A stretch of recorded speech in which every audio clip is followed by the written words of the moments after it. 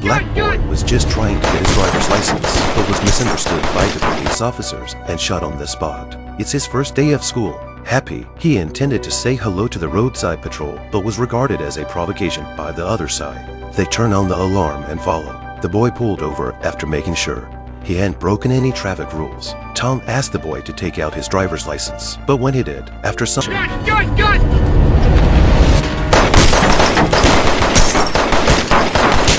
searching, they found no weapon except identification and a college acceptance letter. This is a problem. Once the story is exposed, they will not only lose their jobs, but also shoulder the corresponding responsibility. But policeman Tom did not panic at all because he had long experience in dealing with such things. He first handcuffed the dying boy, then took a gun with no serial number out of the car and made it look like they were defending themselves after the boy attacked the police. In that evening, a large number of police arrived, but suddenly a policewoman cried because the person in front of her was her son. The boy's father was the only black judge in the area. Jack looked at his son's cold body and broke down. The couple simply did not believe that their son, who is usually obedient, would be a criminal who attacked a police officers. Immediately after the incident, the wife resigned from the police because she no longer wanted to work for the government that had killed her son. But Jack is confident that with his ability, he will find justice for his son. So the next day, Jack went to the mayor and asked for a retrial. But the other side objected on the spot, saying that all the evidence at the scene can show that the two policemen were self-defense, unless Jack can find new evidence to overturn the case.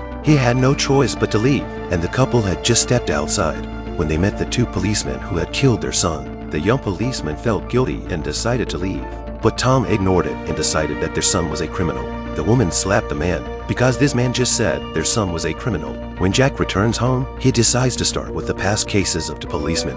He called a friend at the FBI and asked for help with the investigation. And when they investigated, they found a problem. 3 years ago, a boy died in the street for the same reason, and the murderers were the same policemen. So the next day, Jack used the address to find the victim's father. He persuaded him to reopen the case so he could investigate his son's death. But the old man had long since lost faith in his government, and he did not want to get in trouble for this matter. After all, Jack can't stand up for himself as a judge, let alone a civilian. Jack had to turn and walk away. But then next day, Jack suddenly found that his son's case unexpectedly set off public opinion on the internet. The police not only found weapons and contraband in his car, but also directly branded his son as a lawless thug. These words led many netizens who do not know the truth be wrongly led to lash out at Jack's son. Jack saw his son was framed after his death, so angry that he cursed on the spot. When he returned home, his wife also criticized him, saying that as a judge, he had not only failed to help his son overturn the case, but also let him take the crime.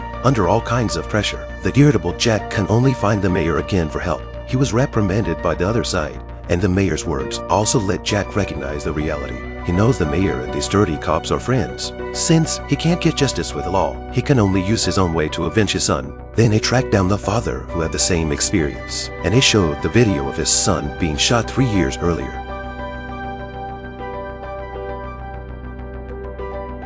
After the old man Reed completely collapsed, just like a thorn in the video picture stuck in his heart, the man pulled out a pistol. And why would you show me that? He just brought up a video of his son being killed 3 years ago. And Jack tells us why he's here. But now I'm just a father. Jack saw his enemy in front of him and felt very comfortable, but Tom seized the opportunity.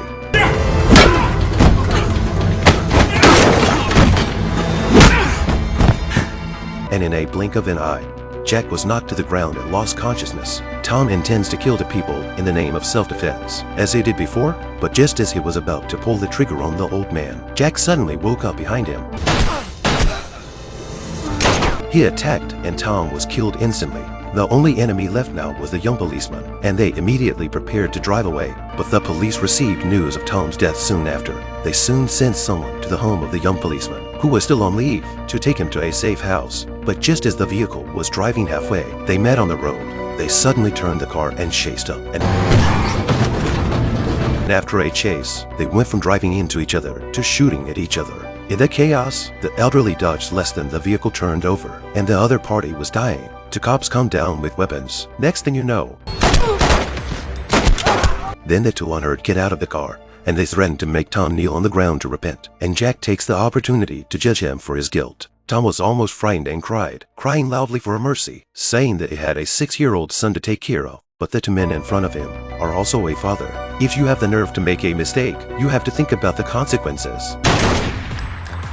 In the end, Tom is shot and killed, and the two finally get revenge. And long before they act, they think of their end. But at this moment, their hearts are truly happy.